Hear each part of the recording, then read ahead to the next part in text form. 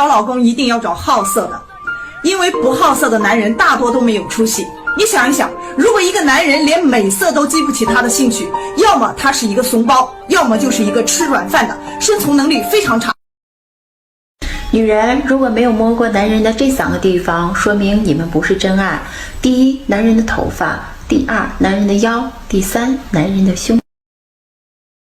我和老公吵架，我们分房睡，冷战了将近半个月。那凌晨2点多呢，我被一阵急促的敲门声惊醒了。我心想，这大半夜的又有谁会来呀？我去看了看老公的房间，他睡得正香着呢。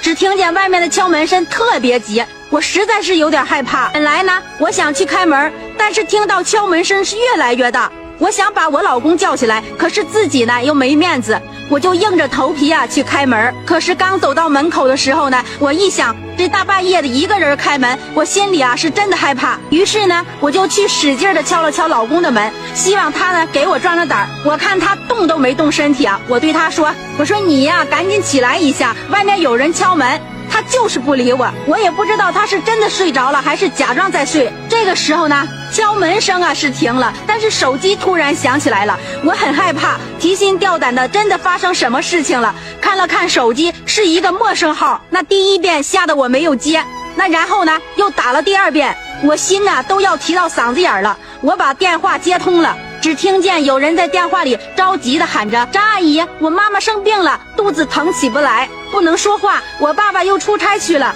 你快开门好不好？我求求你好不好？那接完电话呢，我得知是隔壁邻居家的女儿，我这才把心放在肚子里。我想我老公可能是真的睡着了，要不他早就起来看是什么情况了。当我打开房门时那邻居姐姐呢捂着肚子缩成了一团，躺在地上，满头大汗的。我迅速冲回了屋，拿着车钥匙带着他的女儿赶快下楼。那凌晨2点的路上基本上没有什么车辆了，离医院呢只有20分钟的路程。那晚上呢医院也没有什么人。那邻居姐姐呢去急诊室检查，那医生说马上要生了，让我办理住院手续。这可怎么办我自己又没有主意。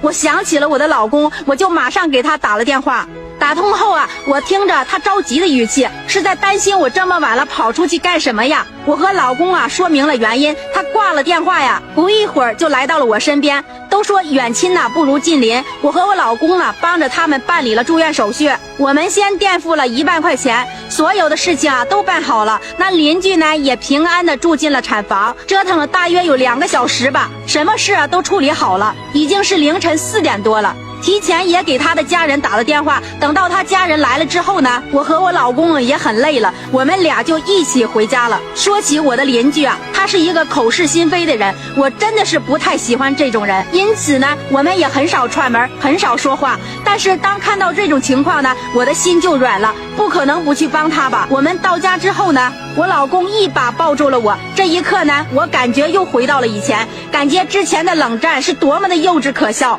本来是鸡毛蒜皮的小事，搞得不愉快那么长时间。通过这件事结婚这15年呢，我老公还是很关心我的，知道我这大半夜出去担心我，这么晚了过来还陪着我。其实呢，夫妻之间的磕磕碰碰是在所难免的，多理解多包容，才能把婚姻更好的经营下去。家人们，你们说我说对吗？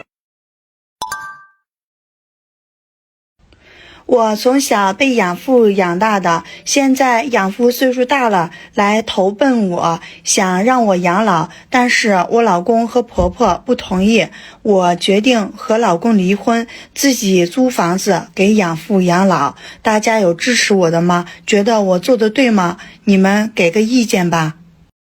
还玩呢，媳妇儿，走。咋了？你四舅住院了。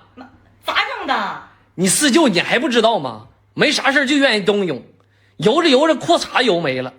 你说你倒是上岸呐，你狗刨式上岸也行，他来个仰泳。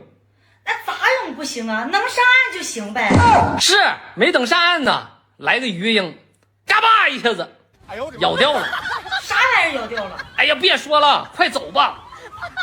对了，忘了告诉你，一会儿到了先别叫四舅了，别往他伤口上撒盐了。你别笑。哎，媳妇儿咱俩没事上医院去检查检查吧。检查啥呀？你看咱俩都结婚3年了，连孩子都没有，咱俩去看咋回事。我没有问题，我不去看。你咋没有问题呢？因为我不是不能生，而我是不想生。为啥不想生啊？为啥不想生？你还不知道吗？那女人生完孩子，那身材不就变了吗？那你也不能为了身材不生孩子呀，那你这样也太自私了。我跟你说哈，你们男人就没有一个靠谱的。我要是给你生完孩子，咱俩要离婚，我上哪儿找下家去？哎呦我的妈！再说了，你结婚之前也没说让我给你生孩子，你要让我给你生孩子，我还不跟你结呢。东北有个女人出差2周，临走之前呢，给老公说啊，我出差2周啊，你在家给我消停的，别干什么坏事儿。老公说呢，那哪能呢？你放心吧，我什么人您还不知道呢。老婆就走了，他老婆前脚走了，他老公说，我可得好好出去玩玩，嘚瑟嘚瑟。找了一帮狐朋狗友，花天酒地去了，那玩的那叫一个嗨呀！正嗨着呢，老婆来电话了。干嘛呀？查岗。这家伙吓坏了，赶紧找个安静的地方接电话。喂，他老婆的第一电话呀，在家吗？在家呀。你听多安静啊，我就在家呢，真的在家呢。他老婆说，真在家吗？那你怎么还不相信我呢？这点信任都没有吗？啊，那老公你别生气，我知道你在家呢，我相信你，你肯定是没有出去嘚瑟。